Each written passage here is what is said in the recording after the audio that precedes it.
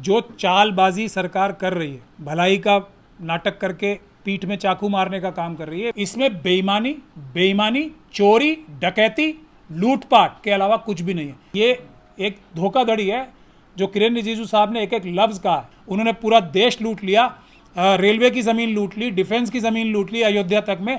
अब नज़रें वक्फ बोर्ड की ज़मीनों पे है, वो हम होने नहीं देंगे। ये चोरी करवाने का बिल है, ये चोरी रुकवाने का नहीं है। अगर प्रोटेस्ट करना है किसी के साथ रख के, तो मौलाना कल्बे जवाद को सबसे आगे रखना चाहिए। हम भी उनके पीछे रह के लाठी गोली और डंडे खाने वाले वो अकेले आदमी हैं। लेकिन वो चेंज क्या होगा वो मुस्लिम समाज तय करेगा, वो कोई आरएसएस और बीजेपी का व्यक्ति तय नहीं करे। तो वो तो दिन रात तीर चलाए जा रहे हैं ना आरएसएस के लोग। एक चाल जो उस समय वक्त बचाने के लिए चली थी, उसको नेस्तो नाबूद करने के लिए उससे 10 गुना बड़ा हमला किया गया है इस अमेंडमेंट। इस बिल की पूरी तरीके से झूठ की धज्जियां उड़ा सकते।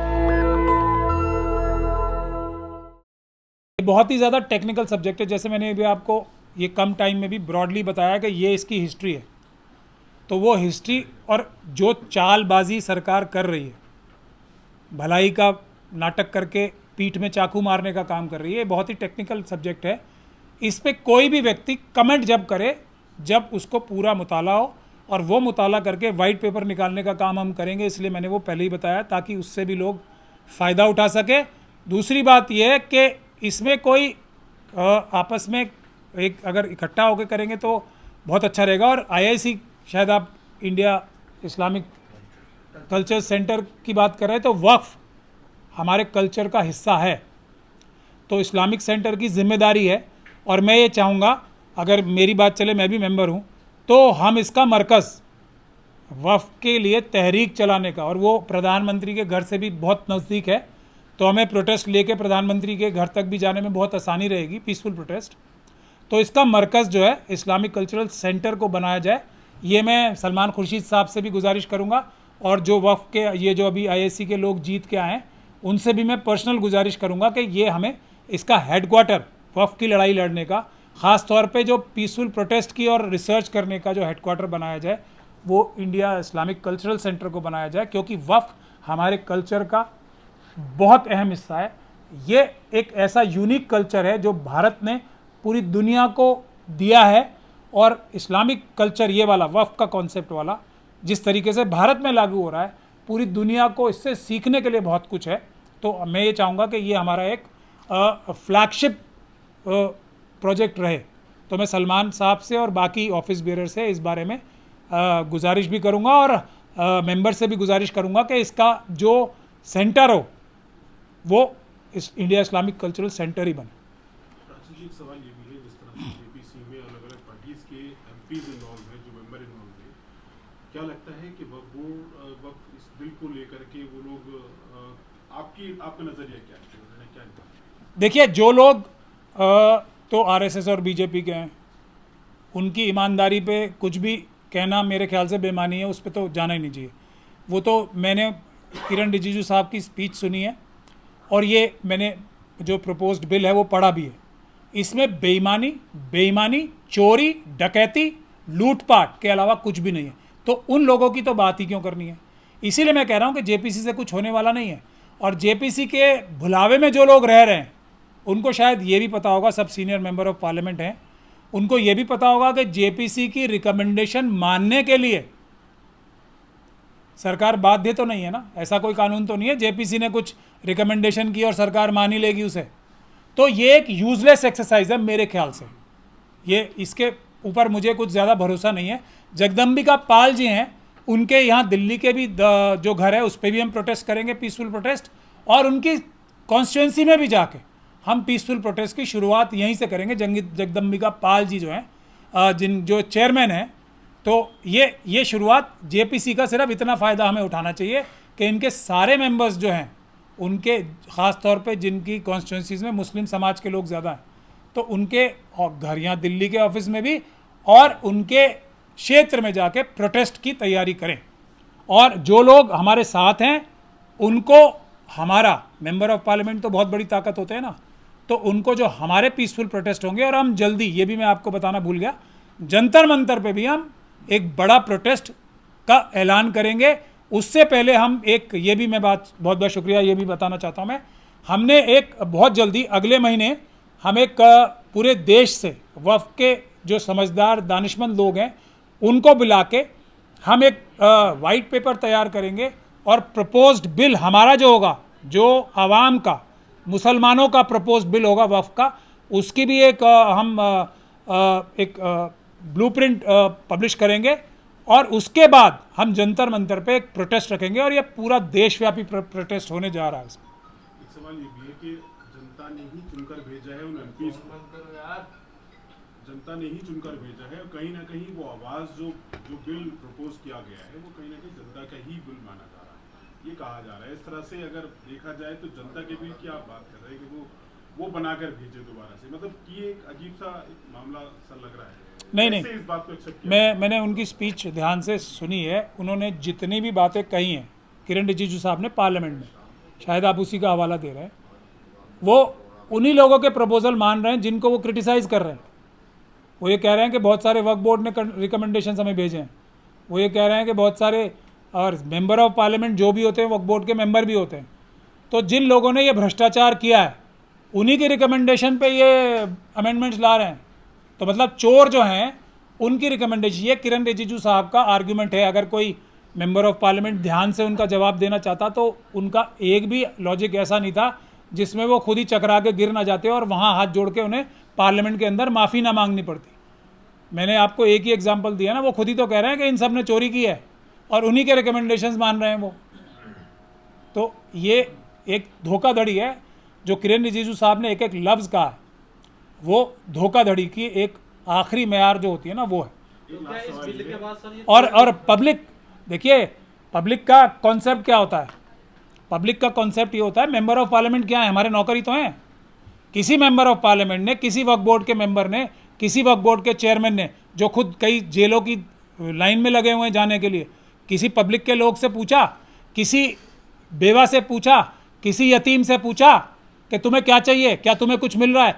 मैं किसी इमाम को तनख्वाह ना दे पाए जो वक्फ बोर्ड, उसके चेयरमैन को मेरे ख्याल से डूब मरना चाहिए शर्म के मारे। अब यतीमों और बेवाओं को तो हक होता है, इमामों को तनख्वाह ना दे पाए उन लोगों को तो वैसे ही डूब मरना चाहिए। किरण रिजिजू साहब को यही लोग पसंद है ना, क्योंकि वो भी चोर हैं और किरण रिजिजू साहब का जो जिस पार्टी से वो आते हैं वो भी चोरी का काम ही तो करना चाहते हैं। अडानी अंबानी यूसुफ लुलू जैसे लोगों के साथ मिलके उन्होंने पूरा देश लूट लिया, रेलवे की ज़मीन लूट ली, डिफेंस की ज़मीन लूट ली अयोध्या तक में। अब नज़रें वक्फ बोर्ड की ज़मीनों पे है, वो हम होने नहीं देंगे। हम डिफेंस की ज़मीनें भी वापस लेंगे अडानी अंबानी यूसुफ लुलू से, रेलवे की भी वापस लेंगे और वक्फ की भी लेंगे। तो ये चोरी की जो कहानी है चलने वाली नहीं है। इस बिल के बाद ये चोरी रुक जाएगी? सब जगह चोरी हो रही है। ये बिल चोरों की तरफ से चोरी करने का एक बढ़िया जरिया का बिल है। ये सारे चोर मिलके इस बिल के जरिए से बहुत इत्मीनान से चोरी करना चाहते हैं।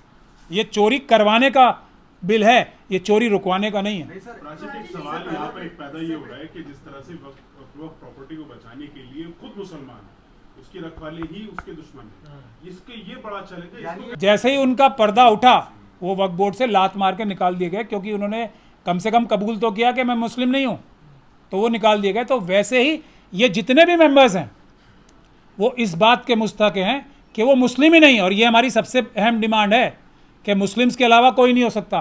तो ये मेंबर्स तो वैसे ही मुस्लिम नहीं है, कोई भी बिल्कुल नहीं है। जो वफ़ की चोरी होते हुए रोक ना पाए वो मुसलमान नहीं है।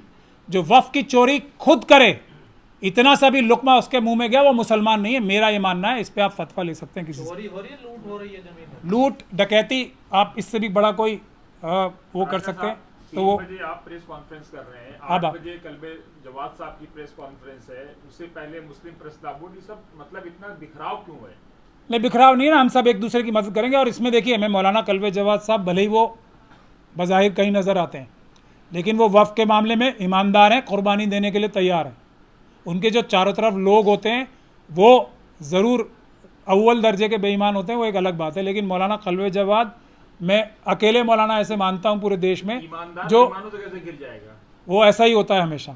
ये हिस्ट्री है इस्लाम की, हमेशा ईमानदार बेईमानों से घिरा रहता है, क्योंकि उसकी एक लंबी तवील बहस हो जाएगी। लेकिन मौलाना कल्बे जवाद के लिए मैं ये बात बोल रहा हूँ कि वो दिल से अपनी जान तक कुर्बान करने के लिए वफ़ की हिफाजत के लिए तैयार रहेंगे। मैंने उन्हें खुद देखा है। बोर्ड ने रिजेक्ट कर दिया बिल को, उसके बाद भी बोर्ड इधर उधर घूम भी रहा है। मैंने आपको कहा ना, इसमें सबको मौलाना कल्बे जवाद की क़यादत में काम करना चाहिए। मैं खुद उनकी क़यादत में काम कर चुका हूँ और अब भी करने को तैयार हूँ, लेकिन प्रोटेस्ट के मामले में। लेकिन जो इसकी जो लेखा जोखा तैयार करना है, उसके लिए मेरी सलाह बहुत ज़रूरी है। मुझे अपनी बात मुँह से नहीं कहनी चाहिए, लेकिन मैं मेहनत करके उसको बना रहा हूँ। लेकिन अगर प्रोटेस्ट करना है किसी के साथ रख के, तो मौलाना कल्बे जवाद को सबसे आगे रखना चाहिए। हम भी उनके पीछे रह के लाठी गोली और डंडे खाने वाले वो अकेले आदमी हैं। जो बड़े बड़े हमारे एक हैं वो जालंधर, ये लुधियाना, मैंने कहा ना वो कहीं भी हो, लेकिन जहाँ वक्फ का मामला आता है, मैं तो खुद ही बोल रहा हूँ ना, तो बीजेपी का एजेंडा बताया जाता है। मैं आपको खुद खुल के बोल रहा हूँ। वो बज़ाहिर कहीं भी नज़र आते हो, लेकिन वक्फ के मामले में मैंने उन्हें खुद देखा है।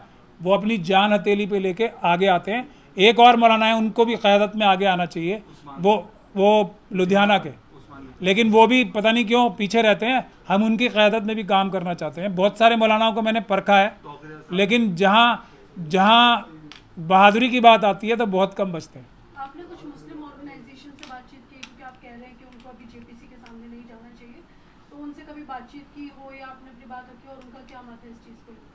देखिए, अभी जिस चीज़ से भी मैंने बात रखी है, वो लोगों ने खुद भी यही कहा है। और जो अभी एक ऐवान गालिब में भी जो एक कॉन्फ्रेंस हुई थी, उसमें भी जो लोग जेपीसी अटेंड करके आए हैं, उन्होंने भी ये बोला है कि हमने ये कहा है कि इसको लॉक स्टॉक एंड बैरल ख़त्म कर देना चाहिए।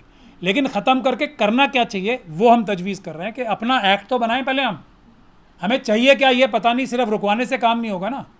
और इसमें कोई शक और शुबे की गुंजाइश नहीं है कि वक्फ एक्ट में चेंज लाना ज़रूरी है, सबसे अहम है।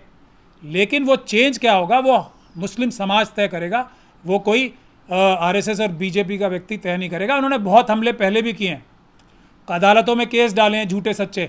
ये अमेंडमेंट बिल्स 2 तो मैंने आपको अभी दिखाए ना, और भी बहुत सारे होंगे। ये तो हमारे पार्लियामेंटेरियंस को ज़रा रिसर्च करनी चाहिए, मैंने भी रिसर्च करके निकाले। तो वो तो दिन रात तीर चलाए जा रहे हैं ना आरएसएस के लोग, तो हम उसका जवाब तो तैयार करें कम से कम। मैं नहीं मानता, आपने जो सवाल पूछा था ना, मजबूत एक्ट आज तक नहीं बना है। आज तक कोई भी एक्ट वक्फ का मजबूत नहीं बना है। ये है कि थोड़ा बहुत मजबूती पैबंद लगा के, जो लोग हमने 2013 में कोशिश भी की थी, उसको भी पॉइंटेडली, और मैं ये कह रहा हूँ कि आरएसएस ने इसके बारे में बहुत डिटेल में रिसर्च की है। एक एक चाल जो उस समय वक्फ बचाने के लिए चली थी, उसको नेस्तो नाबूद करने के लिए उससे 10 गुना बड़ा हमला किया गया है इस अमेंडमेंट में। अभी आप ये बता रहे हैं कि 2021 में भी ये पहल शुरुआत की थी, तो आपने तभी क्यों नहीं आवाज बुलंद की? ये मुझे भी नहीं पता था ना, मुझे भी नहीं पता था। ये चोरी छुपे बिल, ये इसीलिए मेंबर ऑफ पार्लियामेंट्स को विजिलेंट रहना बहुत ज़रूरी होता है। ये तो मैं अब जब ये एक्ट आया, मैं भी रिसर्च कर रहा हूँ ना, और कितनी मेहनत लगी होगी मुझे ये पता करने में बातें कि ये एक नहीं 2 बिल पेश किए गए हैं। उसके बारे में क्या पब्लिक डोमेन में जानकारी है कि 1913 और 1930 का जो मुसलमान वक्फ वैलिडेशन एक्ट था, उसको रिपील करने का भी साथ के साथ लाए हैं। इसके बारे में किसी को पता है अभी तक?